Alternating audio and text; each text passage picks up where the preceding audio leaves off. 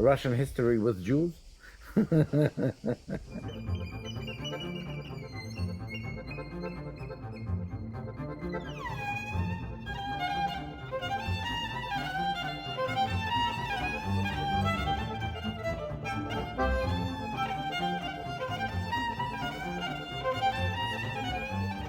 The Russian state started in what they call Kievan Rus, which was around 10th century with very strong presence of the Russian princes, which they were of the Scandinavian origin. Around 9th century and maybe end of the 8th century, they came down from the Scandinavia because the Slavic tribes invited them to rule them. So they didn't conquer. The Vikings came down, and so Prince Rurik was the founder of the dynasty that was called the Rurikevichi, that established the city of Kiev, which is on Dnieper River, was the ruling class of the Russian tribes, of Slavic tribes. All the names that we think of, the Russian names, are all of Scandinavian origins. So Vladimir is Voldemar, and Olga is Helga, Oleg is Helgar, and so on.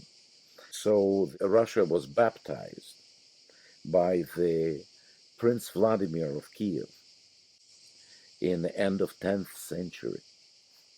This religion was taken from Byzantium because his mother was already baptized by Greeks. She was religious Orthodox, and he baptized in the river of Dnieper all the population of Kiev. So now if you go to Kiev, on the highest hill in Kiev, there's his monument with the cross, and that's where the Russians took the Orthodox Christianity. From that time already, Kiev was a center of the trade coming from the east toward Europe. So Kiev was quite a large city for the time, quite well developed, with a Greek colony in it and with Jewish colony in it. Because earlier, the south of Russia was ruled by the nomadic people with Turkic origins that Russians called Khazar. And those tribes that ruled the steppe of the south, all the steppe that went from Volga area to the southern Dnieper area, so from the Caspian Sea, the north of Caucasus, all the way to the steppes of Black Sea, those were ruled by these tribes that originally, I think they were nomadic tribes, but then they settled down, they had the towns, and they had very interesting state organization. So they were organized. They were ruled by Kagan or Khan that accepted Judaism as their religion. So the South was ruled by this very powerful state, this Khazar state, that as a state religion had Judaism, which was the only Jewish state that was in existence since the time that Romans destroyed the statehood of the Jews in Palestine. So the Khan of Khazars invited the rabbis to come and teach them. And so all the upper class of Khazars were the Jews. Then there's an argument whether all the Khazars were converted or not. I don't think so. I mean, there's argument about it. I agree that probably they remain with part of them pagans, part of them took up the Islam, but all the upper class was Jewish. So when they were in constant war with the Russians, with the Slavic tribes, sometimes they were in war, sometimes they were in allies against the Byzantium, sometimes they were allies of Byzantium against the Russians. So there were three powers there. There was Byzantium, and there were Khazars, and then of course, with the advent of Islam, the Byzantines fought off the Islam. The Khazars also did not accept the Islamic conquests. With the destruction of the Khazar Khaganate, they were finally defeated by the Russians. And there is a theory, what now we call East European Jews, that majority of them of the Khazar origin, that they were the Khazars that moved up and came to Kiev, were autochthonous communities that originated not from the Jews that came from the West, but from converted Khazars. It was a very interesting theory about it. Now I think it's disproved, because since they could check the genetic makeup and genetic history, it looks like most of us East European Russian Jews that we can trace the genetic makeup down to Mediterranean and through Poland and all of that, so that we were not the Turkic. But of course, there must have been a certain type of mixture there, because of course you had definitely a part of the converted Khazars that did move up there. So they had Jewish community in Kiev, not very large, but sizable Jewish community. Another sizable Jewish community from the Greek times was in Crimea, in Crimean Peninsula, that had Greek colonies, Greek cities. From time of the Black Sea was Ponte, and so they had a big Greek Jewish presence there from Greek times. Then, of course, that became Roman, but they always had the Greek settlements. So in particular was the Greek city of Theodosia, Chersones, in all these colonies in Crimea. So the Jews lived there all through. Then the Muslims occupied Crimea.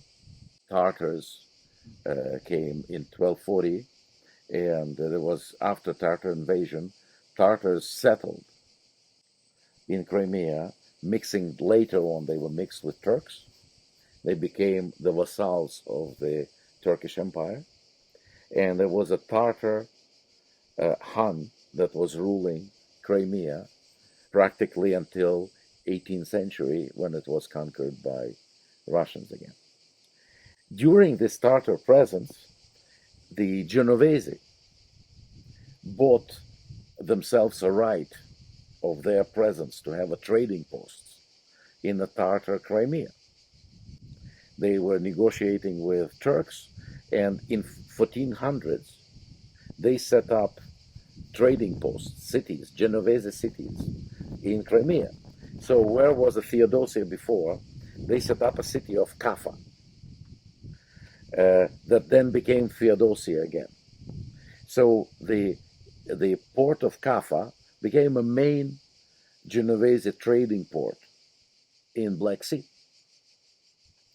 And so they were importing slaves, and all the trade were coming from the east. And of course, a lot of Jews came there, already Italian and Sephardic Jews, and joined the Jews that were already there. They practically were three. For now, we're talking about Greek Jews that were there from the beginning. Then there were Mediterranean Jews that came to participate in Genovese trade and finance. And then, already there, since probably early Middle Ages, there were communities of so-called Karaim. That's a Jewish sect that considered like heretical sect in the mainstream Judaism. They don't accept Talmud. So they accept the Torah, but not Talmud. They don't accept rabbinical Judaism. So the interpretation of Torah they don't accept. But in all effect, they are Jewish sects. They have their synagogues, their services. They are also fairly sizable. Their main seat in Russia was in Crimea. So the Karaims were there. And then, of course, with conquest, when Russians conquered Crimea from the Tartars, then these Ashkenazi Jews from, I'm jumping already into the end of 18th century, came down, and so there was also Ashkenazi present in Crimea. They were Greek, Sephardic, and Karaim. Probably there were few Ashkenazi, just few families, but they had very little connection because Crimea was in the Muslim sphere. So the Jews would come from Constantinople there. The Sephardic Jews came after 1492 when they were expelled from Spain, and a lot of them end up in many Mediterranean countries. Big bulk of them were invited by Sultan to come to Turkish Empire. So they settled all over Turkish Empire. So this what happened in the southern part. So then there was a Tartar invasion, the Mongol invasion. Kiev as a center was destroyed. And the center of a Russian state moved closer to the center of Russia because the western part, called Galicia, there was Galitsky princes, the princes of Galicia, that were Russian princes ruling also western part of what now Ukraine, was also ruled by Slavs. Then, after the Mongol invasion, and for 300 years of the Mongol domination, these princes, part of them paid the tribute to the Mongols, but the new states start to evolve in the West, which was a Polish state, the Polish-Lithuanian state, so-called Rzeczpospolita, that evolved slowly after fighting the German Knights, Teutonic order that occupied the Baltic. But all the territory, people that lived there, they were Poles and Lithuanians. The Lithuanians were the last pagan population in Europe. They were converted to Christianity only in 1300s by their Prince Jagailo, who had to convert to Catholicism to marry the daughter of Polish king, and they united the state. So they became a huge Catholic state, very powerful, that had Germany and German states on one side, and Russia that was very weakened because Russia was divided in little principalities. It was not a united country, and quite weakened by the Mongols. So Polish state from the early Middle Ages, since it was a peasant state, they want to develop their own cities. And in the cities, they want right away to create trade. So to create trade, to create middle class, they had to get somewhere the artisans, the money people, the people that what in the West evolved slowly, in the Polish state had to evolve very quickly. So what they did, the Germans came there, but since Germans were enemies, in many ways they had a fight. So they invited the Jews that came from Germany. They were moving east, starting from the First Crusade, because there were pogroms, there were big anti-Jewish revolts during the First Crusade all over Europe, because the Crusaders moving decided that they are going to kill the enemies of Christ wherever they can find them. Why should they go all the way to Palestine? They decided to start where they are. And so there were huge destruction of Jewish communities in Germany. And since then, continuing with the plague, because plague was blamed on Jews as enemies of Christ, because Jews died less. Maybe because they had better sanitation, they had to take showers all the time. Because the Jews had to go to mikvah. There's a Jewish ritual bath, and you have to do it all the time. And it has to be in a water that runs. And so by ritual, somehow they were probably cleaner than the medieval people in. And also they had the dietary restrictions. They couldn't eat food that went bad. So it's in some ways, Jews survived better the plague. By the way, the famous plague of 1348 came that destroyed, say, half population of Europe. came through Genovese port of Kaffa on the Black Sea. So apparently that's where it originated. Or at least not originated, but it came from the east and was brought by the Genovese trading fleet from Kaffa to Genoa, and then it spread from that point. So that's another connection with the Kaffa. So the situation with Jews then, which start moving toward the east, and by 1400s there was a sizable Jewish presence all over the Polish state.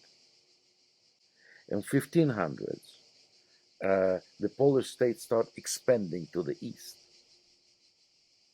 And there was a break because in 1500s also the Russian state started organizing around Moscow with the Russian Prince of Moscow that announced it himself as the Tsar.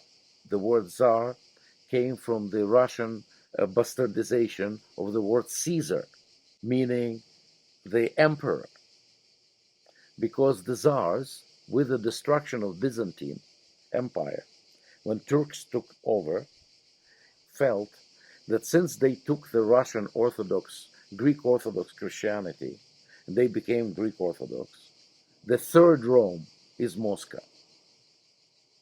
And so the Prince of Moscow became a Caesar, that is Tsar. That's how the word Tsar evolved. So we have this situation. Russian Tsars, number of times, like famous Ivan the Terrible, expelled all the Jews from Russia. He didn't want them around. He hated them because mainly he was a fanatical Christian, and so they were enemies of Christ. He didn't want to deal with enemies of Christ. But also because he feared, he was extremely isolationist in his way. He was conquering all the area still under the Tartar domination. For example, he conquered the southern part of the Volga area, his famous siege of Kazan, that was the capital of the Tartars of Volga. He expelled them from there, and Kazan became a Russian city. He unified and enlarged the Russian state. But of course, Jews were pushed out of it. So where did they go? They went either down to the Muslims, or they mixed with the Jews that came from the West and settled where now is Ukraine, which was at that time a borderline between Russia and Polish state. In 1600s, beginning of 1600, that was a height of the power of the Polish state, of the Rzecz Pospolita. The Poles stopped the Turkish advance to Europe. Their king, Batory, fought off the invasion of Turks and saved Vienna.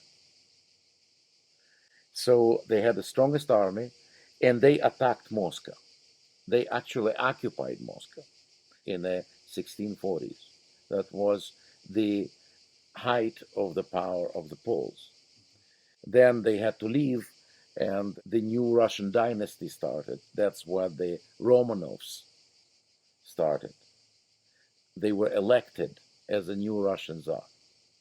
So the Mikhail Romanov was elected in 17th century, in 1600s, middle of 1600s, as a Russian Tsar. And that's how Romanov dynasty started. The Poles moved away from Moscow, but still they dominated all the western part. What now Ukraine was under the Polish domination, including Kiev. In the southern part of it, Ukrainians who were Orthodox Christians, they have three big Eastern Slavic tribes. They are what they called White Russians, the Belarusians. It's a smaller population that is northwest. Then all the southern part is a big area that the size of Germany is Ukraine, or Ukrainians, or so-called Malorossi, small Russia. And then there's a Great Russia, which is Velika Rossi, which is what we call Russian population, Russians. They speak Russian language. Ukrainians developed into the Ukrainian language, and Belarusians developed into Belarusian language. All three languages came from Old Slavonic, closely related, but they're separate languages. And so in Ukraine, the Ukrainian-speaking population were under the Polish domination. The Ukrainian language is something between the Russian language and Polish language. They were mostly peasant population, and in most of the places, they lived in the villages, worked the land, and were serfs. As all the peasants in Russia and in Poland, they belonged physically to the landowner, to the nobleman. They had to serve, they had to work the land. They didn't own land. They also didn't own their own freedom. They could not just leave. They were a property. The property of the landowner was counted by the amount of souls or peasants that landowner would have on his property. So these people were sold and bought. So practically they were just like slaves, except that the proprietor could not kill them. Otherwise they could be moved, they could be sold. They had very little rights. So the whole Ukrainian population belonged to the Polish landowners. They were the owners of the estate. Very often they didn't stay there. They stayed in Warsaw or in Europe later on. And the estate would be run by somebody who was running it. It was like an arrendator. Many of these people were Jewish, administrator of the estate. So many of these people happened to be Jews. Those were wealthy people. They made money, of course. There were very few of them. The other kind of privileged positions the Jews would take from the Poles. They became sometimes tax collectors. Sometimes they became brewers. They would make alcohol. And the people who would make alcohol, they would set up the right to have the korchma, meaning osteria. But they were selling alcohol to the peasants. Peasants, when they didn't have money to pay, they sold their property to pay for the alcohol. So that was another thing that Jews were blamed for. The majority of the Jews, though, lived in the towns around the castle. And they were usually doing the small trades, and they were doing everything that here the trade guilds did in Europe. So they were shoemakers, they were tradesmen, they were builders, they were anything to do with the craft. Craftsmen, usually in Poland, they were Jews in all of those areas. Interesting thing about that period and this whole interesting history of the Jews in that whole territory, Poland, Lithuania, and Ukraine, Belarusia, all territory ruled by the Polish state, that Jews had self-government. So that's something that we don't know, we forget about. They had representation in Polish parliament as Jews. So there were all the estates of the Polish population, plus there were special representatives of Jews that had a seat as Jews in Polish government. And the Jewish communities all over Poland, they had autonomous rule. So they had their judges, they had the rabbi who was the head of the community, then they had their judges that called Gabai, is a judge, that would rule, they made their rulings. They had assistants of the councilmen that were elected, usually wealthy people in the community, respected people of the community. They collected their own taxes, part of which was sent to the government, to the king, and part of which was to run the communities. And they were left their autonomous self-rule, like a state in a state. And this continued until the Polish state was destroyed. So despite all the tensions, of course, they had a big problems sometimes with Catholic Church, because the Catholic Church had religious problems with the Jews. They were afraid of Jewish influence because they lived very close to the non-Jewish population.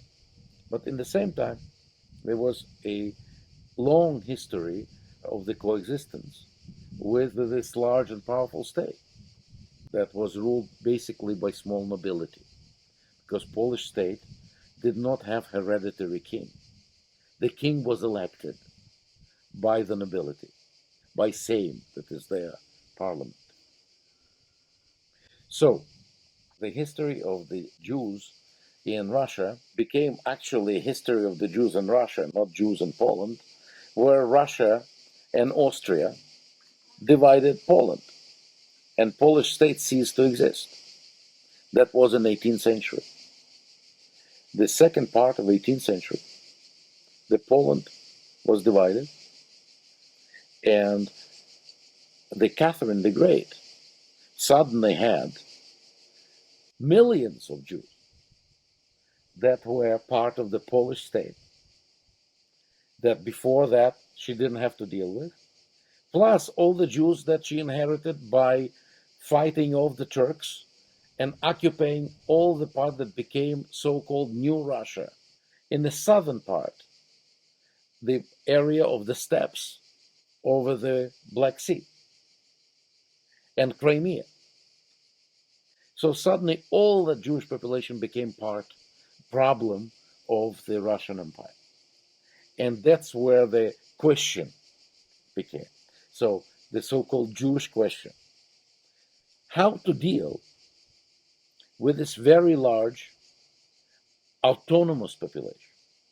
Because Ukrainians in Ukraine, they are Slavic people, Orthodox Christians, and peasants. So instead of the Polish nobility automatically became Polish-Russian nobility. Their titles were recognized by Russia. Somebody who was a Count Potocki became Polish Count Potocki that became a Russian Count Potocki. So instead of serving in the Polish army, he became an officer in the Russian army. Russian nobility made up the biggest states in the south. And Ukrainian peasants became serfs there. But the Jews became a problem because they didn't know what to do with them. So they kept doing what they were doing, but they didn't know what to do because suddenly these Jews could move anywhere. So first thing they did, they made a ruling that the Jews could not leave that area of settlement, of original Jewish settlement. They were discouraged by moving there. You had to have a special permission.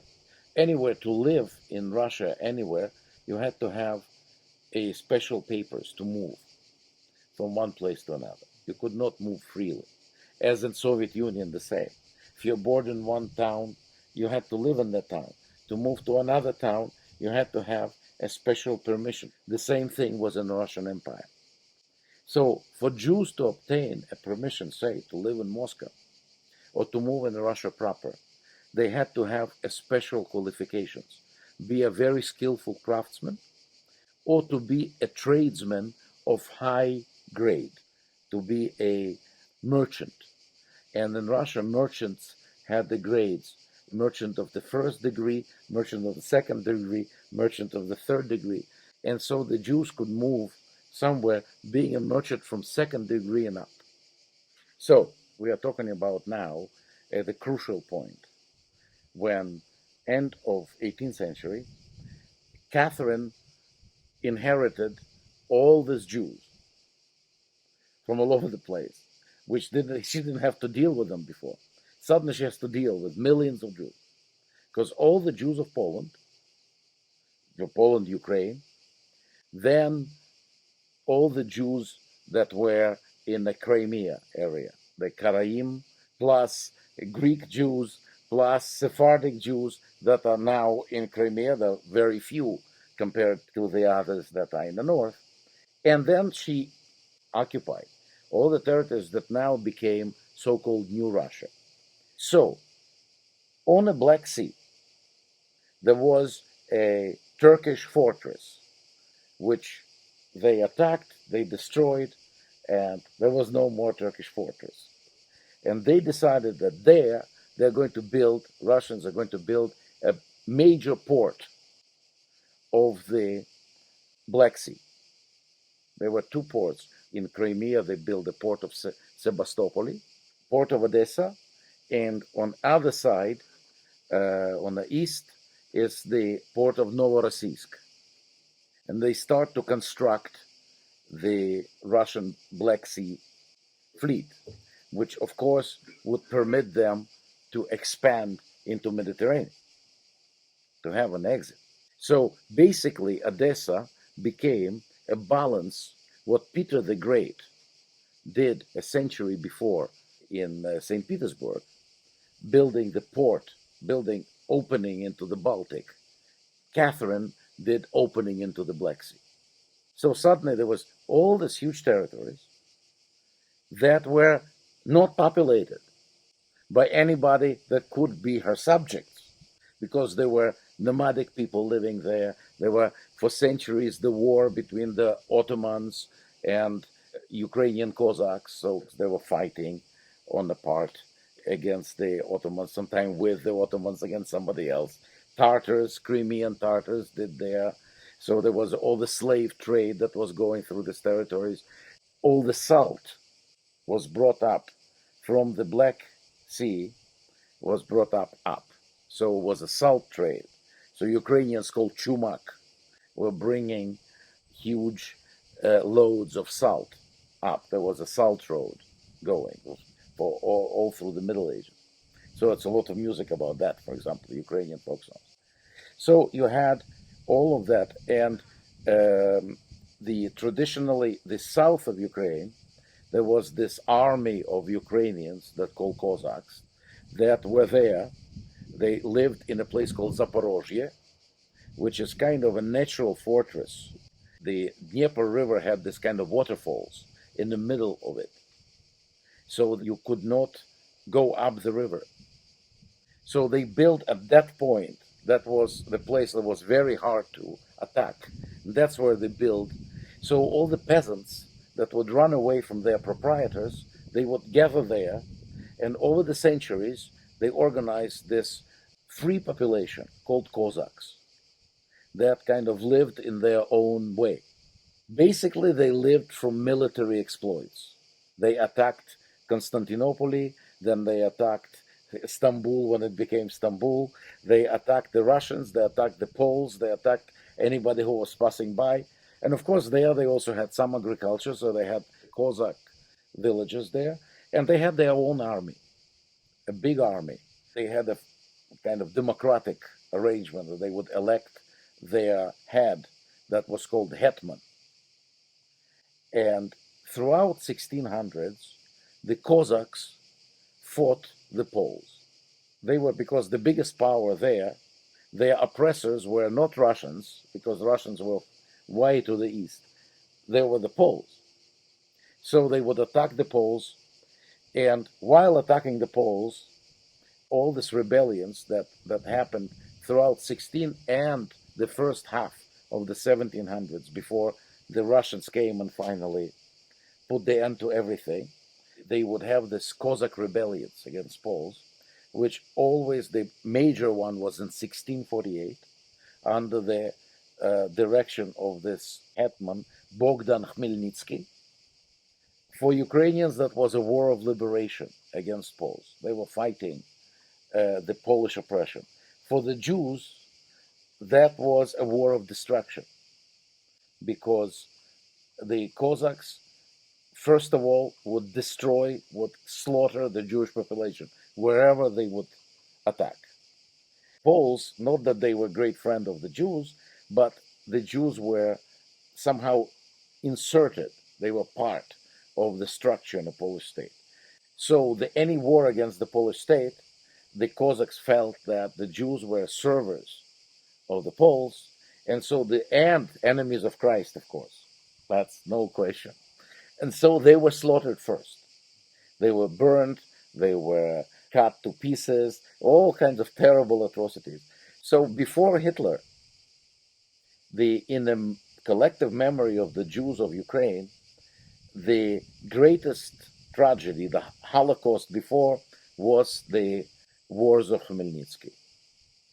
So you can imagine that for us to have a statue of Khmelnytsky in the middle of city of Kiev, he is a Ukrainian, like have a statue of Hitler, but that's where he is still now, because for Ukrainians, he was a hero of the Ukrainian liberation against Poles.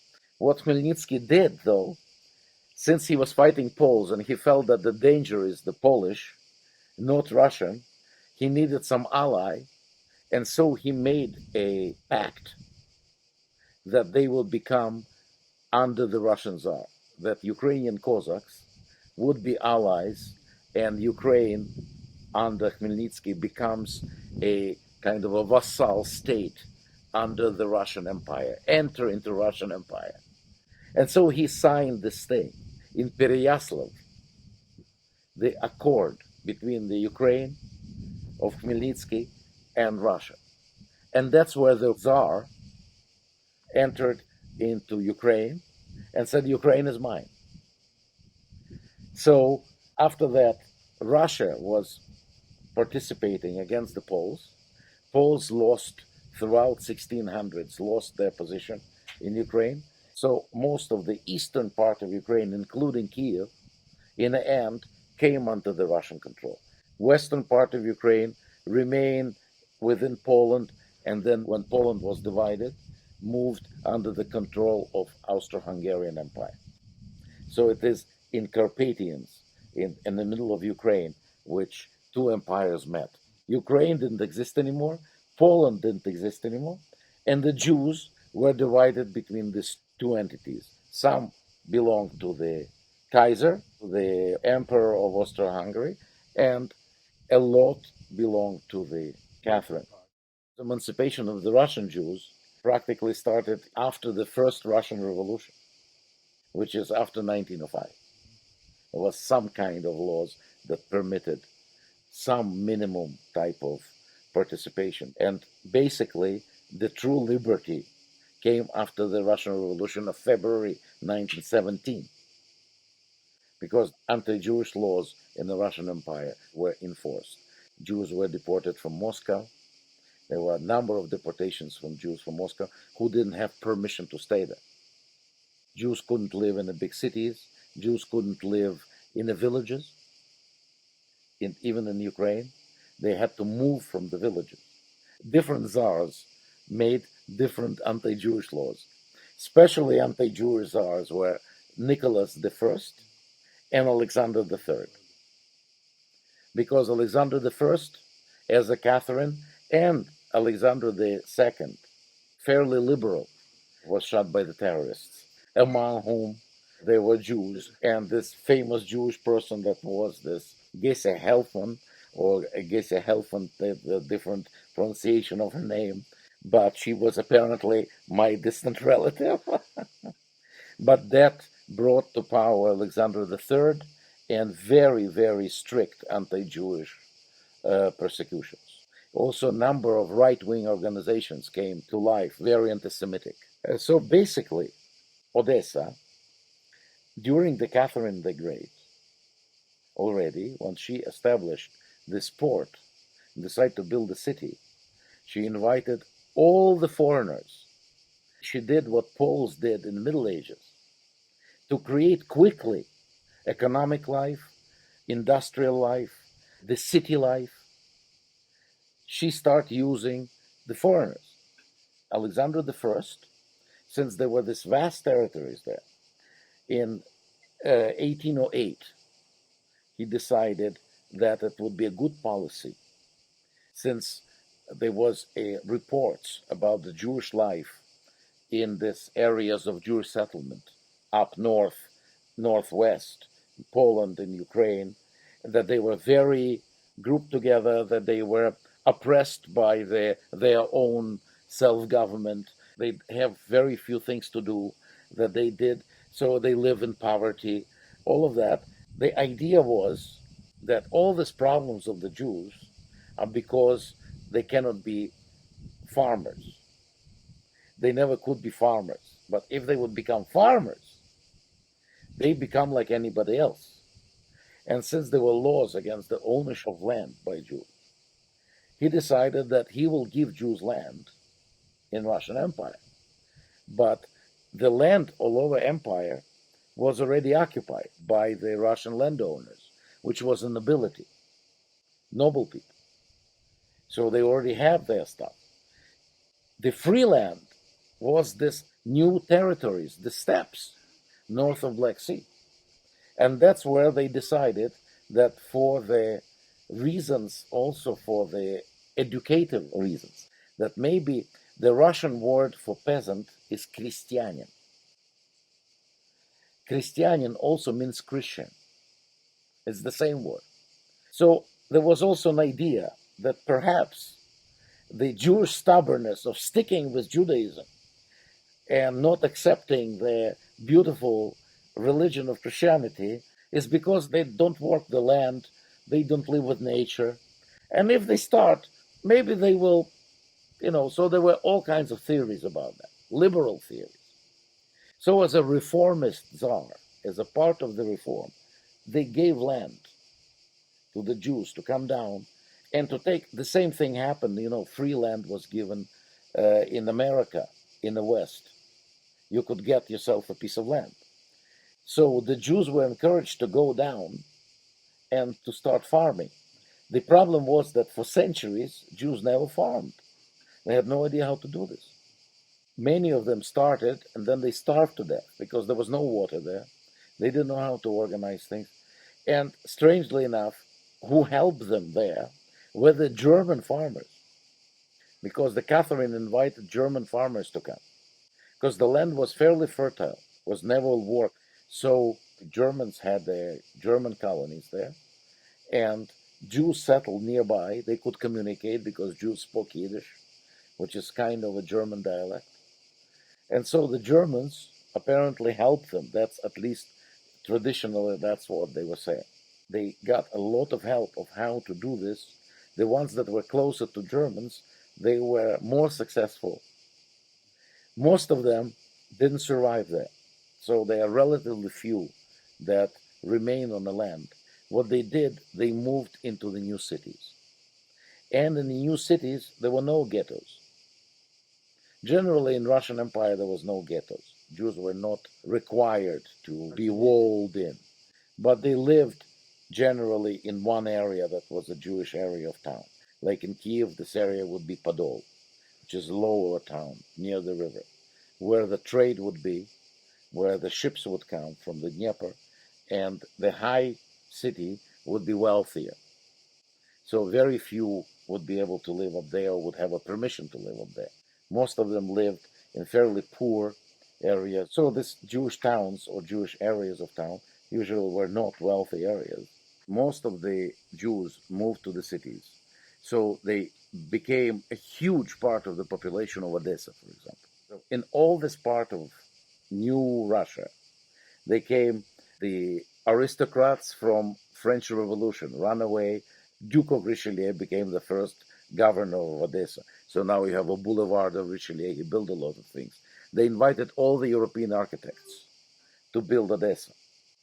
They had all kinds of people coming in to trade because it became a very important Mediterranean port because there was a connection with Mediterranean, that kind of a southern gate into Russia.